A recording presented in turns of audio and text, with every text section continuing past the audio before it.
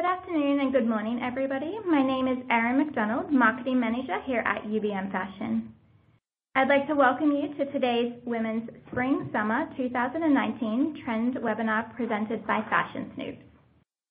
Before we start, I want to quickly go over a few housekeeping items. Please note you will be placed on mute for the duration of the call. All questions will be addressed via the Q&A log or at the end of the presentation, so please make sure you submit them there. If you do experience any system issues throughout the presentation, please click the Help option on your registration reminder email.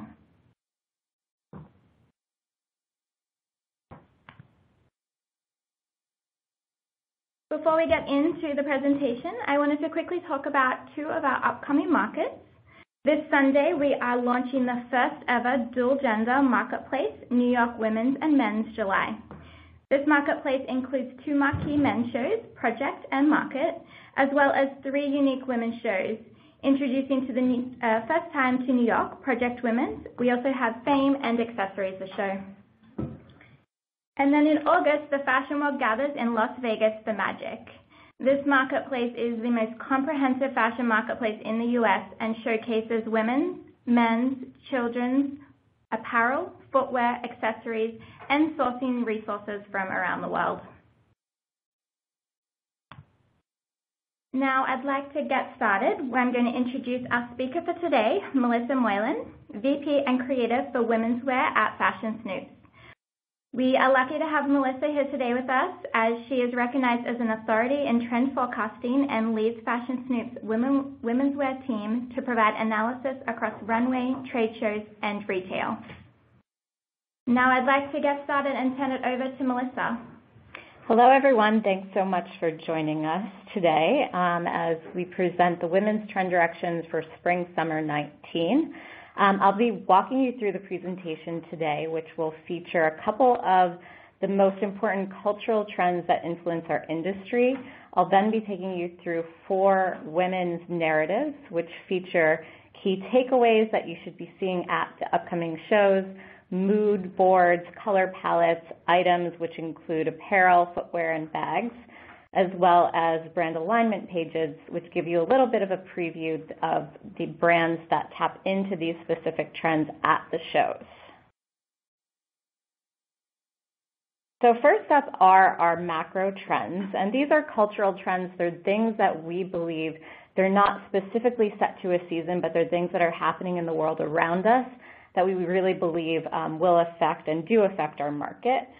Just a little preview of the 4 of them. The new creative, this taps into people that are really disrupting the industry and focusing on different ways of collaboration, hyperculture, and blending data technology within the creative industry.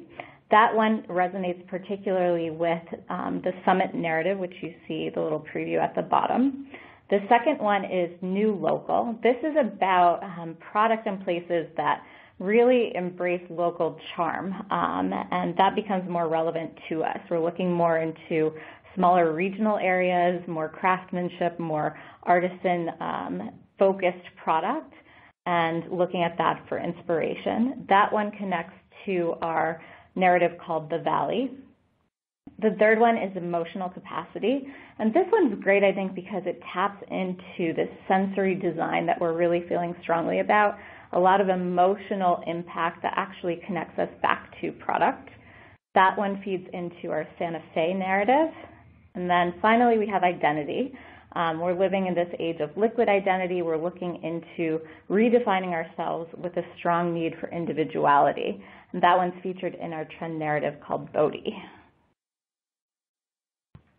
To give you a little bit more context into the macro cultural trends that we're seeing, that new creative, it connects to lifestyle trends, which you see on the screen, the rise of freelance culture and more companies embracing that, as well as interactive entertainment. Again, we're looking into people that are really the boundary pushers, remixing the way that we get our information, education, as well as subcultures. There's a lot of mixing here, mixing codes, the new status quo, different ways to disrupt the industry. It's a very youth-driven moment, and youth generations are really driving newness in the vicinity of fashion as well as music, sport, travel, and art. We're looking at hyperculture as a defining trait of the new creative, and we love to see that mix with high and lowbrow culture.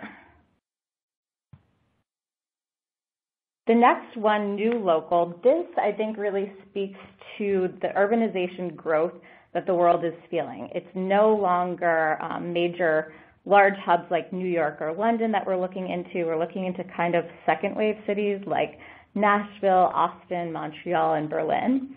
And those are really emerging as hotspots for inspiration. There's a couple lifestyle trends that are attached to it. So one is boutique discovery, which is really just embracing those local, charming shops or services that you find in those second wave cities. And then the second is new suburbia. So it's kind of this renewed interest in what's happening in a suburban landscape. Also with new local, we're looking at booming real estate developments. Local charm is kind of the main attraction here, and then also bonding in places that you would find in a city like Nashville, a shared love of a local coffee shop. The third one is emotional capacity. This is the one that I think we have to factor in, looking at technology and how distracting it is from everything. We have this urge to connect back to real human emotions. The lifestyle trends that are affiliated here, one is urban meditation. That's obviously a huge booming business. And then there's also one that really resonates with the women's wear market, which is the sensual women movement.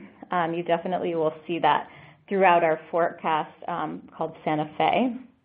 And here we're looking at design that has more of an emotional connection. So it's connecting to objects or products as well as spaces on a deeper level. And this would also include any kind of space that really allows you to experience rather than, push product. It's more about the experience and connecting on a spiritual level. The fourth and final cultural trend is identity. This is about how we're becoming more fluid with how we define ourselves. A couple of the lifestyle trends that resonate here, those at-home DNA kits, we're just more interested in finding out our actual genetic backgrounds, and then also an increase in visual language promoting diversity and inclusivity. I think we'll all agree that society is really transitioning from an empowerment conversation to something that's much more authentic. We're traveling more. You definitely see that travel, cultural, exotic component through our Bodhi forecast, which we'll get into in a bit, but a lot of answers about self-identity that are affiliated here. And now we'll jump into the four narratives that we're seeing spread throughout women's wear as well as accessories for Spring Summer 19. The first is Summit, then we'll go into the Valley, Santa Fe, and Bodhi. So getting into Summit, Summit's really, there's a lot of technical components here to take in. You're looking at that latest technology, kind of a female version of Elon Musk. In terms of styling, there's a lot of tailored influences that we'll see here. We've created a page called Takeaways, and these are kind of the things that we feel are most commercial about each and every narrative that we'll speak to. On the left-hand side, you'll see at the top of the screen, this is where our original forecast, Silicon Society, kind of tipped the iceberg on this particular trend. We're speaking to Summit, and then we'll also explore a couple related trend stories, which are really kind of like capsule expressions of the overall narrative called Summit. So just to address a couple of those takeaways that we feel are really strong, power tailoring and tailoring in general is really something that we feel drives this particular trend. We're seeing much more of an interest in tailoring. It's also very clean and minimal in a sense. We have been seeing minimalism for quite some time, so keeping in mind that it's very clean cut. There's a traditional notion associated with it as well. So within that, we could see a menswear influence with things like updated plaids. What's nice and new about it is that there's also a sport leisure, athleisure component, and that's something that you'll see throughout some of the trends that we highlight. Some of the details, strong shoulders, that one's most associated with the tailoring, clean stripes as a pattern, hacked shirting, and this continuation of kind of remixing, classic staple items. There's also matrix-inspired graphics, which add a technical component to it, twists and knot details, and to add another dose of that sport leisure, athletic contrast trim. A little bit more about Summit. This is something that, we're looking at an urban setting, somebody that is embracing this tailored notion of dressing. It's a wardrobe that exudes power, but there's also this sport leisure context to it. So we're still seeing things like a power suit or a power blazer, which is really interesting, but then it's also brought in with a pop of color, which is nice and new. Some of the key words, this is just to kind of put you in the mood or feel for it: innovator, tailoring, breakthrough, tech, matrix, peak achievement, Silicon Society, and power. Then we'll go into the color palette here. So I think here you see that the origins really are affiliated with tailoring, in that we have a variety of blues, dark blues as well as navy. So you have something like a corporate blue towards the center. There's also deep sea, which is a really nice shade of navy towards the bottom. There's also a great variety of grays that we're seeing here, from a softer gray to silicon gray. What's also nice and new and brings that active component to the forefront are bright pops of color. So that's something that we're seeing color leveraged in such a way that it really brings newness to something that's more classic or traditionally reserved for base colors. So some of those bright pops would include dichotomy red towards the top, an acid pink, which is a really brilliant hot pink, and yolk yellow. And then to balance out the intensity of those brights, we also have softs and neutral colors. So colors like rosewater, lab, which is a really soft blue, baby blue, as well as gobi beige. Some of the items for Summit for Women's, that power blazer, I did mention suiting, but obviously the blazer is a key takeaway here on its own. We like it with stronger shoulders or that power shoulder to get that message across. There's a lot of shirting options here to explore. It could range from just kind of a reworked shirt, which could be oversized, could have kind of hacked components or destroyed and reconstructed aspects to it. There's also the camp shirt, which is basically the short sleeve button-down version for summer. Some of the other items include the trench coat. So again, that really just draws in that notion of tradition and classic items that are filtered in. And then there's also a power suit version and a parka, which taps into the sport aspect of it, featured in a transparent material with really large pocket details. Some of the footwear here for Summit, we have the slingback sandal. This one's great with the thong toe detail, and also I think the leather is really nice, smooth, and supple. There's the dad sneaker, which is something that's definitely not going away, and that is obviously an indicator of all of the sport references that we're seeing here. It has that very distinctive curved, chunky sole, which makes it stand out, I think, from all the other, sneakers or casual shoes on the market. There's also a minimal strap pump, so you could definitely see how this originated from something more classic, but then it's updated with something like a mesh overlay to it. Some of the highlighted bags here, we have the waist bag, which features a multiple wrapped belt, the duffel bag, which I think we think of a traditional canvas duffel bag associated with sports, but here it just becomes much more modern with great with a great smooth leather body.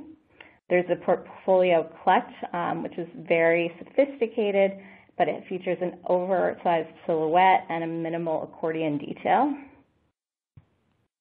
And then some general accessories, the updated aviator as a sunglass option with slim lens and double wire frames.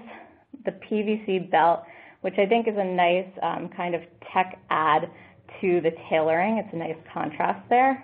And then the mismatched earrings. And then there's a couple trend stories that are associated with Summit. These are things that we feel are more kind of capsules that you could take away from the overall message. This one's called Luxe Leisure, and obviously this is really rooted in an athletic spirit. It has a soft appeal that's suited for the street, not really for the gym. There's nylon that's worked in terms of materials, but also sheer materials, which obviously aren't something that are commonly associated with activewear. There's nice pastel hues here. Drawstrings are a great detail. There's also really great core staple items from polos to bodysuits and sweatshirts, as well as the parka.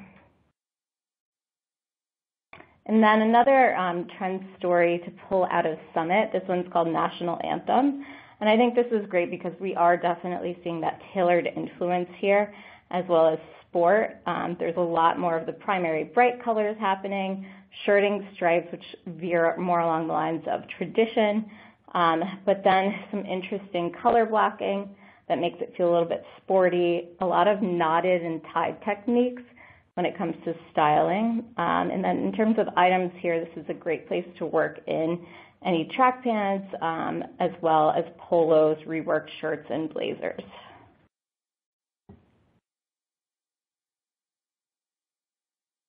Here are a couple of brands that align with the Summit vision. We have Current Air, which is associated with suiting and tailoring, and some great ideas there. There's Lacoste for sneakers. Sinuous, which has a great window pane check pattern. There's also Miele Bianco for a really great structured bag. Bergen Betts for a watch that definitely taps into that tailored aspect. The next narrative that we're speaking to is called The Valley. And this is a woman who sees life through rose-colored glasses. If you think of that iconic suburbia that I mentioned in the cultural conversation earlier, this definitely taps into it. So a couple of takeaways here. Suburbia, that's kind of used as a destination affiliation. When we think of suburbia and kind of the originating places, the 50s and 60s silhouettes come into play, so there's definitely like this retro sensibility. Cheery pastels for your color palette. There's kitsch geometrics. So again, that also taps into this continuation and pattern for plaids and checks, but kind of adds this kitschy retro spin to it. There's another takeaway here that we kind of twist with athleisure. Pleats as a detail, which is a little bit more prim and proper. The mid-calf silhouette, which is something that we've been seeing for the past couple seasons, that really comes into its own here, and I think we'll be seeing a lot more of it at the shows. The matched set with the coordinated top and bottom or skirt. Role reversal graphics, a little bit of a sense of women empowerment there, as well as mixed media combinations. So more on the Valley here, again, looking into suburbia and what does it look like today, the Pinterest-worthy creations, family road trips, thinking of that old school 50s, 60s housewife, but it's not all what it seems on the surface. So there's something a little bit different about it. It really becomes a kitschy kind of mismatched expression when it comes to dressing. So you're, looking at the classic plaids and checks, but also combining it in unexpected ways. The look is definitely still polished, but there are kind of nuances to it that kind of push the envelope and make it feel new. Some of the key words to call out here: suburbia, perfection, rose-colored glasses, ordinary, what lies beneath, domestic goddess, everyday life, and retro. Now going into the colors here, I think this is a fun palette, especially for the young contemporary markets. There's a huge concentration of pastels here and saturated pastels. The couple of pinks to highlight would be the calico pink, as well as the more saturated horizon at the bottom. There's also a nice array of purples that are coming into play here, such as that pastel orchid, and the taffy, which is a little bit more like a lilac. Some of the yellows could range from more of the pastel-oriented farm yellow towards the bottom to the more saturated and bright and cheery sunny yellow. There's a couple of strong blues towards the top, the ultraviolet, vaporwave, and then greens as well, which I think the greens really add that, vintage approach here from pistachio to peppermint. Some of the items here for the Valley trench coat. So once again, such a classic item, but it's updated with a sheer material in organza. So just something a little bit different here. The midi dress, so seeing the midi really either in a slim shape or something that's a little bit fuller towards the bottom. And then the match set. This is something that we really believe in. We have seen it before, but there's going to be more of it. So it's just the coordinated top and pant set. You could also coordinate a top with shorts or a skirt. Some other items, the polo that veers into the athleisure territory. You get the contrast trim detail. The bra top, which I think is great for the young contemporary market, and the camp shirt with the boxy shoulders.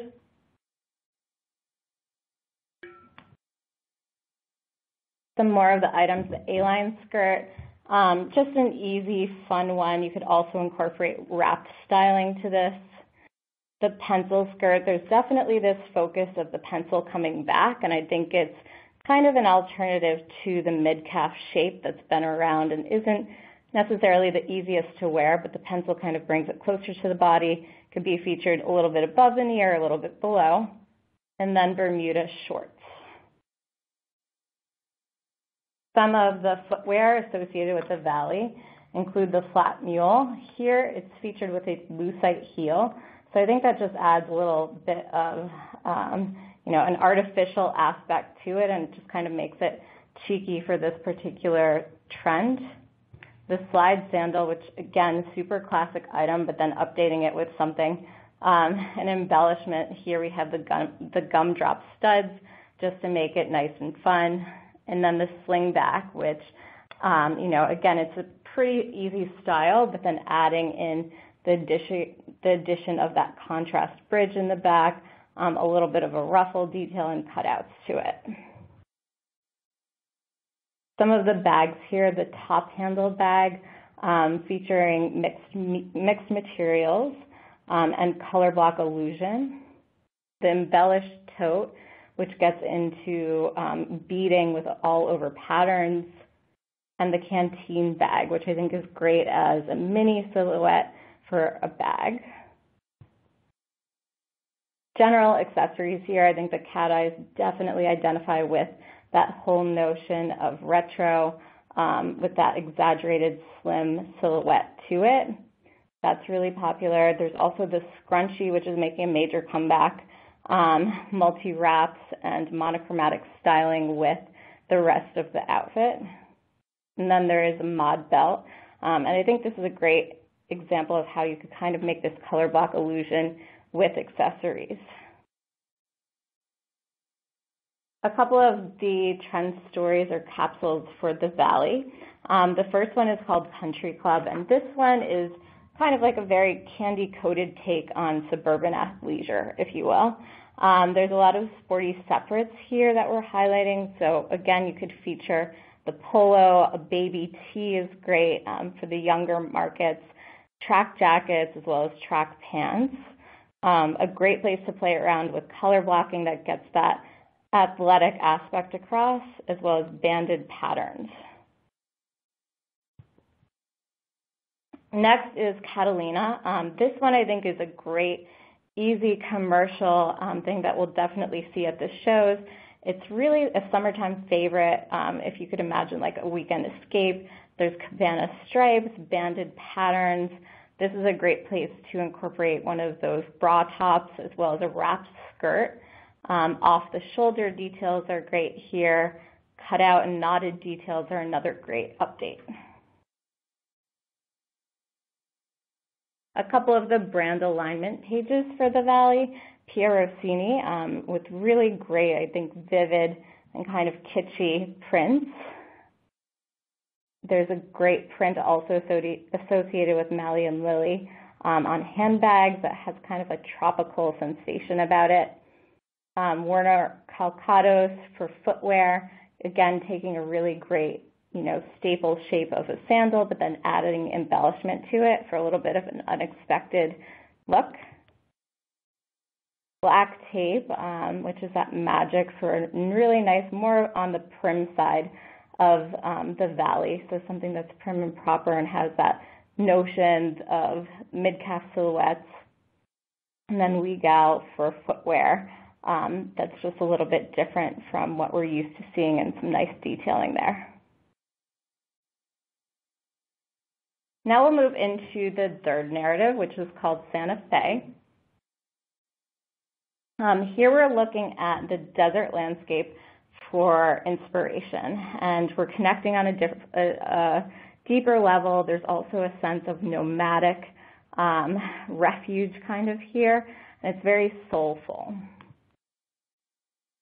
So some of those key takeaways, as I mentioned, it's nomadic, desert hues, so looking at that desert for inspiration, but also for color references. Drape styling, which I think is great and adds to the sensuality of the particular trend. Natural materials, so getting into things like linen and suede.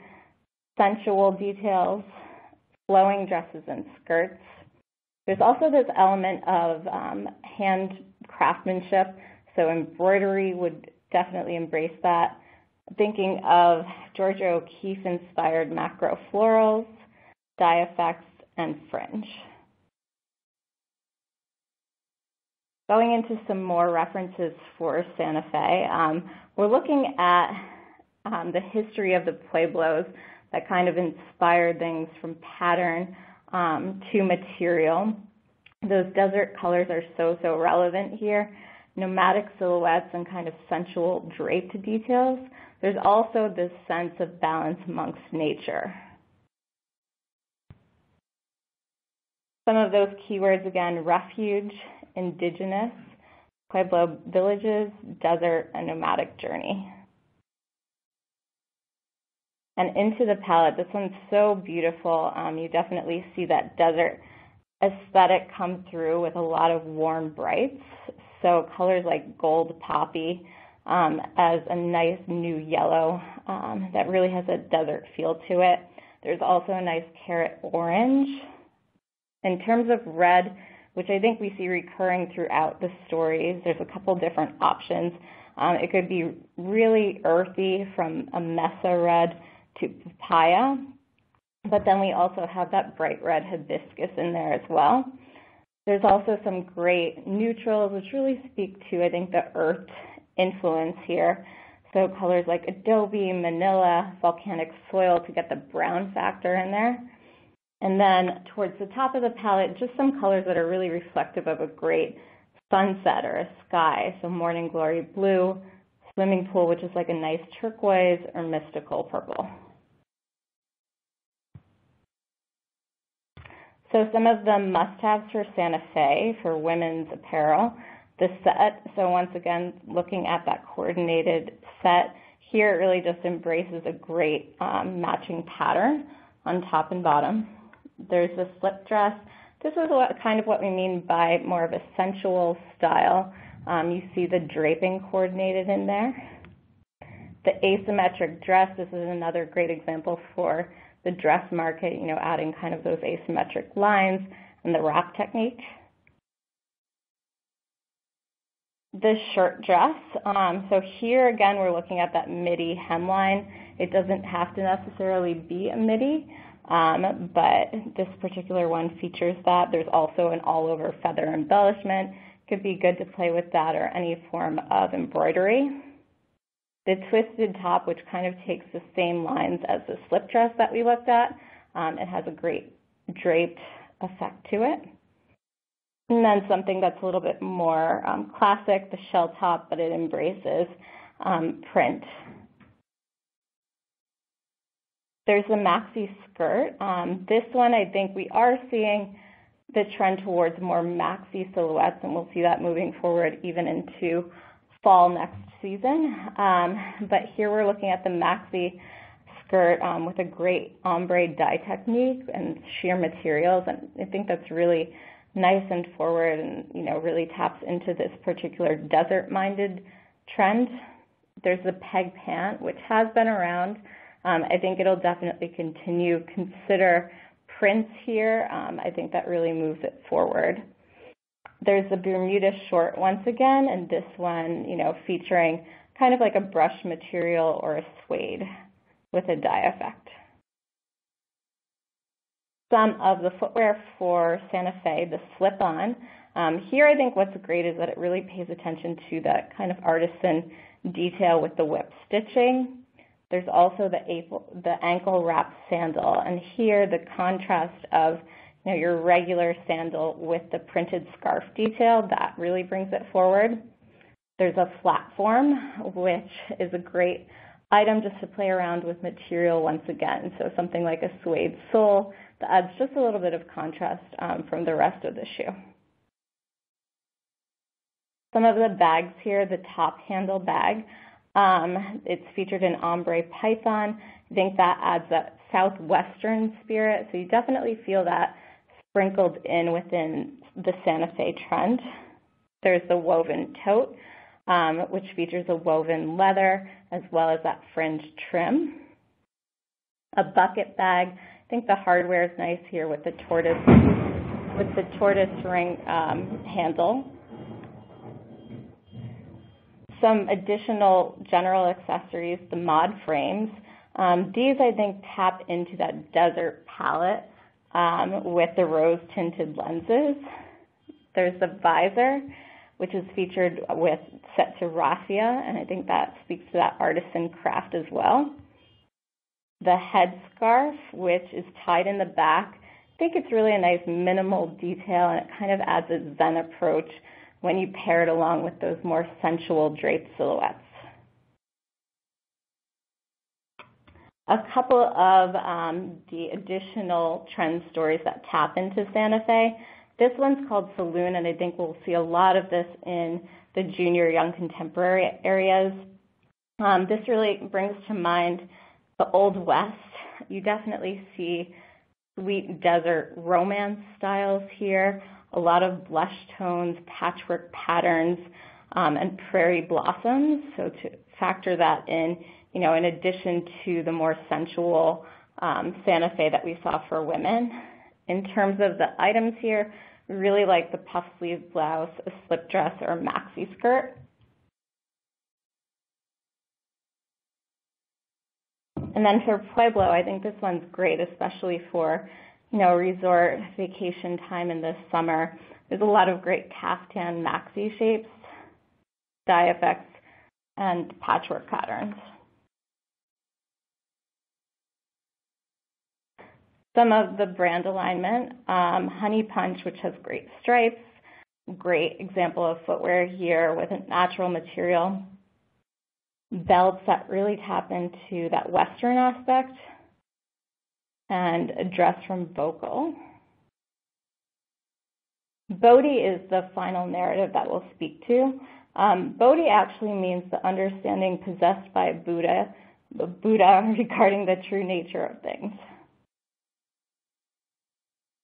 So some of the takeaways here, there's a spiritual connection that's rooted within Bodhi. There's a lot of exotic geometrics, adventure-minded, crafted embellishment and beadwork.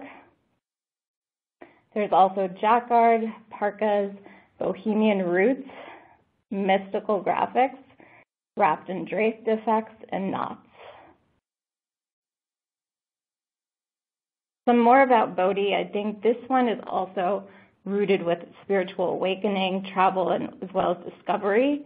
It's about encountering tribes with no digital connection, learning about sacred geometry and the power of crystals, colors that are really derived from nature, ethnic hues as well as patterns, Southeast Asian cultures, and enlightenment. Some of the key words here: sacred, off the grid, tribe, spiritual, indigenous, awakening, and healing. The color here, you see that earth-driven roots, especially towards the bottom with the green. So things like lily pad, algae, and bullfrog. There's also a lot of warmth associated here with reds and browns. So reds such as ID red, which is much deeper as opposed to bright. There's also hazard, redwood, and Santa Clara. There's a great maize yellow, copper rose, and passion flower. And then there's some accents from your azurite blue to virtual purple in the middle and vaporwave blue.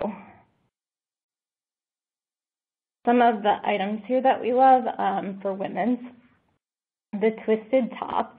This one's a great update to a cropped silhouette because it just adds a little bit of a detail that's interesting. The puff sleeve blouse.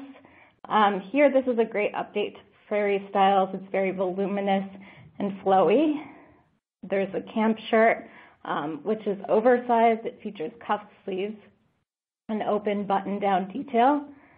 The bomber jacket, which I think is a great staple for the young contemporary market, features cargo pockets as well as materials like jacquard or pattern application. The match set with this one features a tunic as well as a wide leg pant.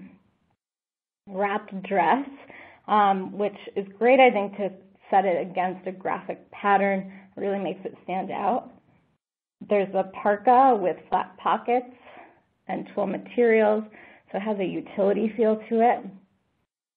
And then the midi skirt, which is just below the knee hemline, a wrapped illusion, and features an open slit detail. For some of the footwear here, the slip-on is great. I think the animal print conversation is always, it's always relevant. Here we're seeing it with pony hair. The ankle wrap sandal, this is a great place to incorporate a jewel-toned gemstone feature to it, and the heeled mule. There's also the bucket bag. The contrast here of the leather as well as the graphic print material is really interesting. The crossbody bag, which features color block trim and a front flap. The embellished clutch, which really embraces that craftsmanship detail or artisan effect to it. It's a tapestry. There's also beadwork and embroidery to it. Some additional accessories, the circle frames with the tortoise shell. There's also embellishment on the arms of the sunglasses. The scarf belt with rope tassel fringe, color block stripes, and an embellished brooch.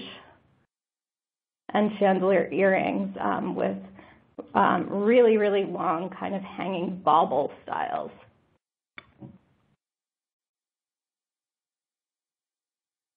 Some of the trend stories here. Ashram, this one I think really taps into, again, that sensuality that we mentioned from the culture standpoint. You see that again through those draped silhouettes, silk fabrics, and more of a spiritual print. And then there's also another trend story called Penang. This one I think is really great for juniors or young contemporary. It's youthful, it's busy when it comes to graphics. There's a lot of ethnic, exotic prints here and embroideries. a couple of the brand alignments here. We have rails, which taps in almost like an army fatigue, as well as embroidery. There's Grey Theory Mill, featuring some great jewelry in, I think, kind of organic shapes, as well as stones.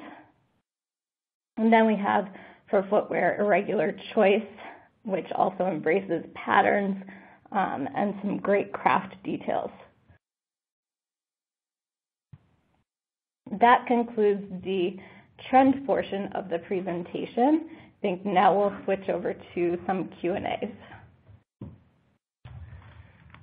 Thank you so much, Melissa. It was a great run through of all of the trends. We're going to give it a second and see if any of the questions come in. We might have some in here.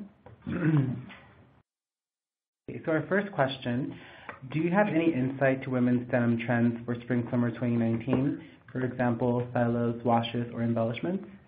Yep, I think the denim that we're seeing, it kind of follows what we've seen in overall silhouette. So for example, in bottoms, there is a trend for wider denim. So that's definitely happening. That's of course not to say that, slim shapes aren't happening either. I think there's more of an artisan craft detail when it comes to denim. So featuring things like embroideries or something like that becomes really relevant. Great.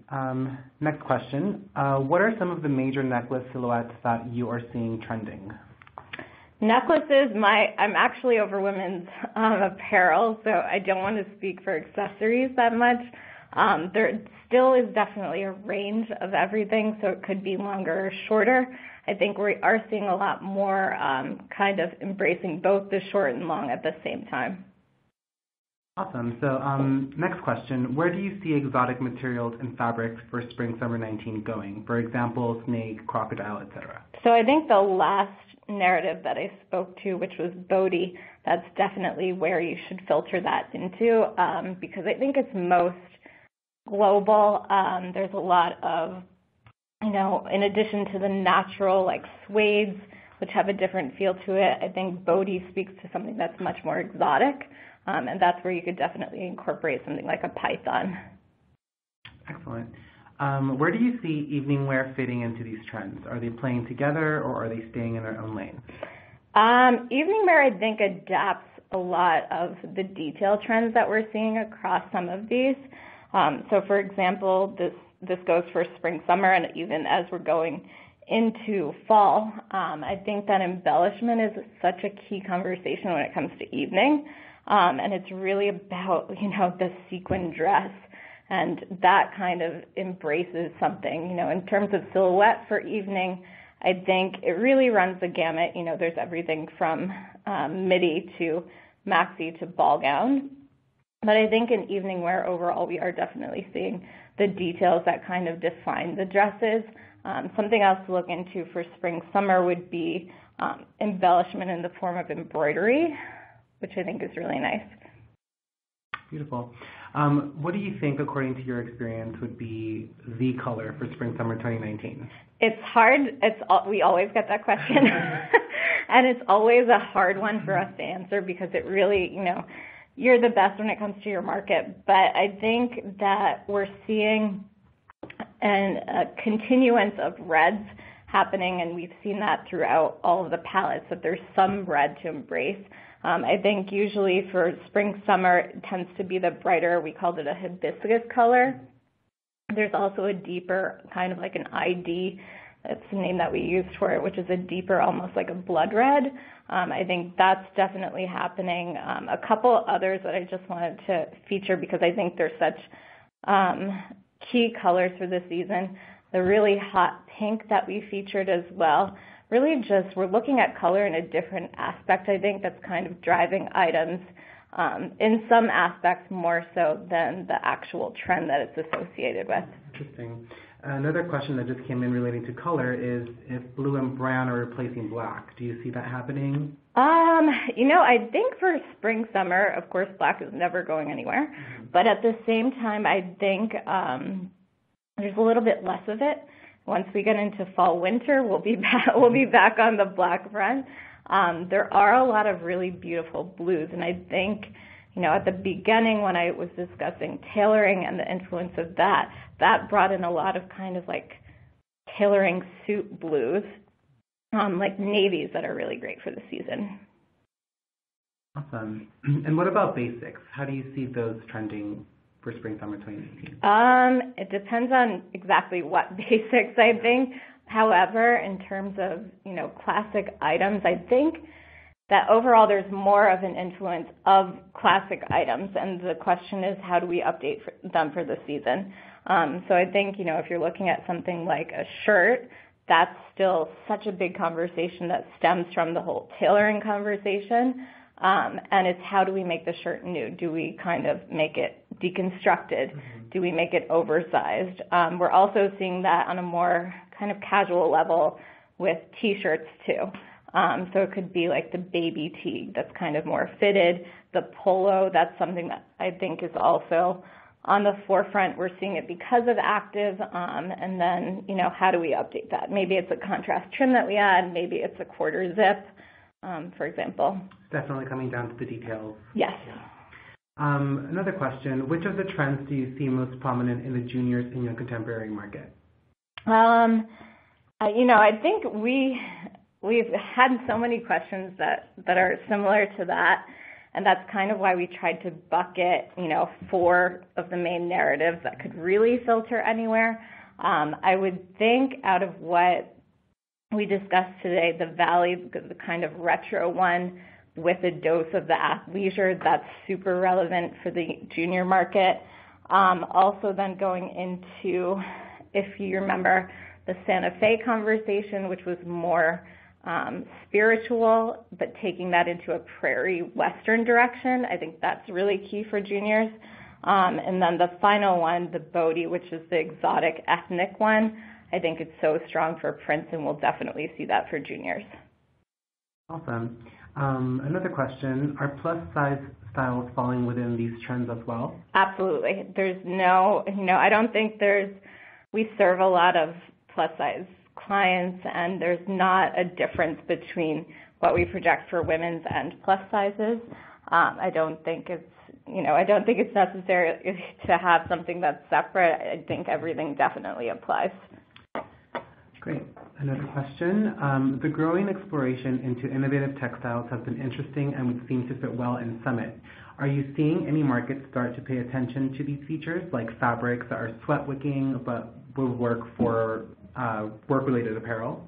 I think, I'm trying to think of what I've actually seen in kind of properties of fabrics that, the technological aspects or benefits to them. I think you're right when it comes to the tailoring and Summit and that tapping into it. Another interesting kind of note that I would make is that there are a lot more denim companies that are getting more into materials that feature, specific properties that perform. So that's actually, it seems like it's 2 different things because it's tailoring and denim, but denim actually, I think they're a good early adapter of new, property aspects of materials. Great. Let's see. Another question. Where do you see lingerie and sleepwear for the season? So we actually, at Fashion Snoops, we have a whole intimates and loungewear division, and we actually you didn't see it in the presentation today, but it is something that, we offer, and it's affiliated with all of these narratives. So we actually have the same narratives, but then we filter it through the intimates lens. So there are, even though we were dealing with apparel today, I think there's definite takeaways, that we do leverage for the intimates area. Great. And last question, what is your take on trends for occasion wear, bridal for spring/summer 2019? So the bridal, we don't address that, on its own. It's something that we address in the evening wear realm. So it's something, again, I would focus on the details there in terms of silhouette. There's a lot to play with in bridal. We could take, something from the off the shoulder, the sleeve notion, and kind of explore those as something that's a little bit newer. But then I think it's also going back to those details, it could be a type of embellishment. It could also be something like a pleat that we're incorporating with something that's bridal oriented. In terms of color too, I think there's also some really nice, very light, soft pinks. So I would mention that in addition to your classic white. Beautiful. Thank you. Thank you. Thank you so much, Melissa, for that in-depth presentation. We hope that everybody who attended today enjoyed it and really took something away from the Women's Spring Summer 2019 trends. You will be receiving, we've received many questions about this, so you will be receiving the presentation in an email within 48 hours. And we also will have it posted on our website at ubmfashion.com/education. You'll be able to download the slides and hear the full audio presentation also. Once again, thank you so much, Melissa, for all your insights and to Fashion Snoops also. And we look forward to seeing you at the shows and joining us for our next trend webinar in 2019. Thanks, Erin.